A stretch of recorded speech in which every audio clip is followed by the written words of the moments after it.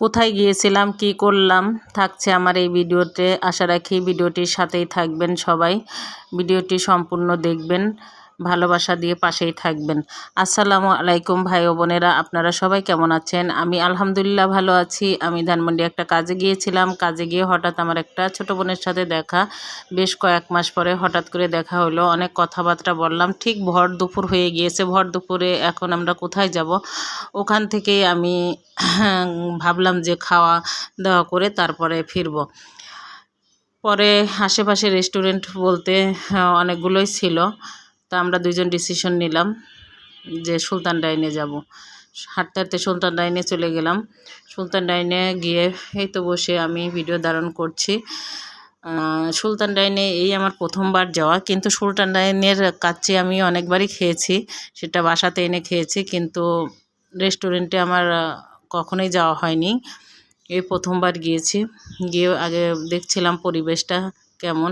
পরিবেশটা অনেক মোটামুটি ভালো আলহামদুলিল্লাহ, কিন্তু একটু গরম ছিল। এসিটা কম কাজ করছিল, ঠান্ডা হচ্ছিল না, নষ্ট নাকি। যাই হোক, আমি ভিডিও ধারণ করছিলাম। এটা ধানমন্ডি ৭ মসজিদ রোডের রাস্তার ভিডিওগুলো ধারণ করছিলাম। আর রেস্টুরেন্টের ভিতরে আর্টিফিশিয়াল কিছু গাছ ছিল, ওগুলারও দৃশ্য ধারণ করলাম। মোটামুটি অনেক সুন্দর একটা সময় কাটিয়েছি দুজনে, অনেক গল্প করলাম। আসলে কিছু কিছু আত্মার মানুষ আছে, সেগুলা রক্তের সম্পর্ককে ছাড়িয়ে দেয়। আমরা যারা ফেসবুকে কাজ করছি, প্রতিনিয়ত ভিডিও আপলোড করছি, সেই ভাই বোনদের বলবো কেউ ধৈর্য হারা হবেন না। ধৈর্য ধরে কাজ করতে থাকুন, সফলতা একদিন আসবে ইনশাল্লাহ। ছোট ছোট বালুকার কণা, বিন্দু বিন্দু জল গড়ে তোলে সাগর মহাদেশ অতল। তো ছোট থেকেই সবসময় বড় হতে হয়। ধৈর্য হারা হলে আসলে কখনো কোনো কাজে সফলতা পাওয়া যায় না। আমার কাছে রাস্তার দৃশ্যটা খুবই ভালো লাগছিল, এই জন্য বারবার ক্যামেরাটা আমি ওদিকেই ধরছিলাম। যাই হোক, অনেক গল্প টল্প করলাম। গল্প করে খাবার খাবো আমরা, সেই অপেক্ষায় ছিলাম।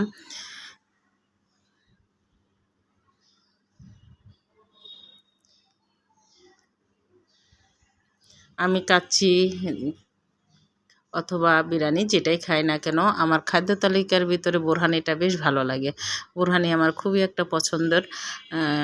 এবং দই, খাবার শেষে দই এবং খেলে আরও ভালো লাগতো, কিন্তু ওখানে দই ছিল না। বোরহানি খেয়ে আমরা লাস্টে অনেক গল্প করে চলে আসলাম, অনেক ভালো লেগেছিল।